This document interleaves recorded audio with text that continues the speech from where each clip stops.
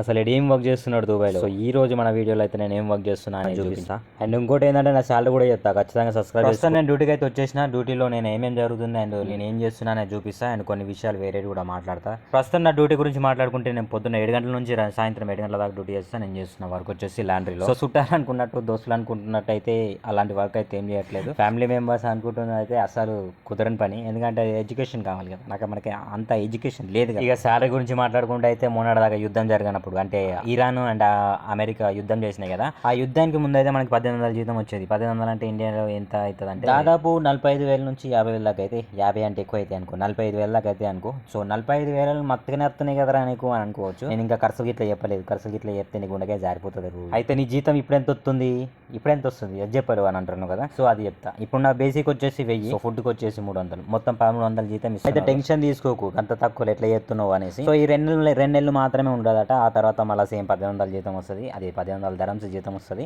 అప్పుడు మనం పండగ చేసుకుందాం ఏంది. అయితే మనకు డ్యూటీలో ఎన్ని బ్రేక్స్ వచ్చేసి 3 బ్రేక్లు ఉంటాయి. 3 బ్రేక్లు పొద్దున టిఫిన్కి ఉంటుంది, మధ్యాహ్నం లంచ్కి ఉంటుంది, అండ్ సాయంత్రం స్నాక్స్ టైంలో అయితే మనకి సమోసా అట్లాంటివి పెడతారు, అది లాస్ట్లో. బాబు సమోసా అంటే సమోసా కంపెనీ తెప్పిది మనలాగా. అంటే నేనున్నా అనుకో, నాకు ఇప్పుడు పెళ్ళి, నాకు ఒక కూతురు కానీ కొడుకు కానీ పుట్టిన అనుకో, నేను నా స్టాఫ్ అందరు కలిసి స్టాఫ్ అందరికి ఒక 50 సమోసాలు తెప్పిస్తాను. గట్లనే మేము తెచ్చుకునేది.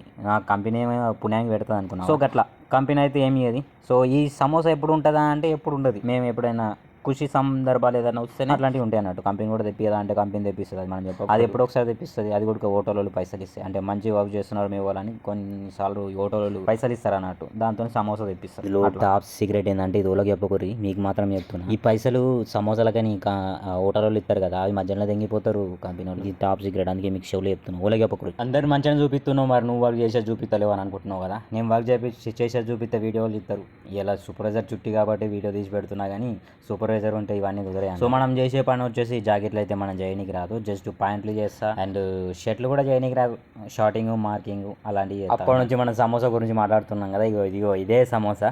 సో ఈ సమోసా వచ్చేసి మన దోస్తుగాడు ఇడున్నాడు కదా, మాస్క్ పెట్టుకున్నాడు, ఇంటికి కొడుకు పుడితే తెప్పించింది అన్నట్టు ఈ సమోసా మొత్తం. సో మేమందరం స్టాఫ్ మొత్తం తినేసి అంత బట్టలని ప్యాకింగ్ అయితే చేసేసినాం. ప్యాకింగ్ అంతా అయిపోయినాక టైం మిగిలితే మేము ఇట్లాంటి హ్యాంగర్లని సీదా చేస్తాం. సో తర్వాత పంచింగ్ చేసేసి ఇక ఇంటికి వెళ్ళిపోవడమే, అంటే రూమ్కి వెళ్ళిపోవడం. మధ్యలో ఒక మిస్టేక్ చేసిన, ఏంటంటే అది పెళ్ళైందని చెప్పినప్పుడు అది ఎగ్జాంపుల్ మాత్రమే, అది సీరియస్ తీసుకోకూడదు, నాకు ఇంకా పెళ్లి కాదు. సో రూమ్కి వెళ్ళిపోయినాక అయితే వంట చేసుకొని తినడం, అయితే మళ్ళీ పండుకోవడం, మళ్ళీ పొద్దున్న లేచి రావడం, ఇదే కదా నాకు. చాలా మంది హిందీ దోస్తులు కూడా చూస్తున్నారంట, వాళ్ళ కోసం.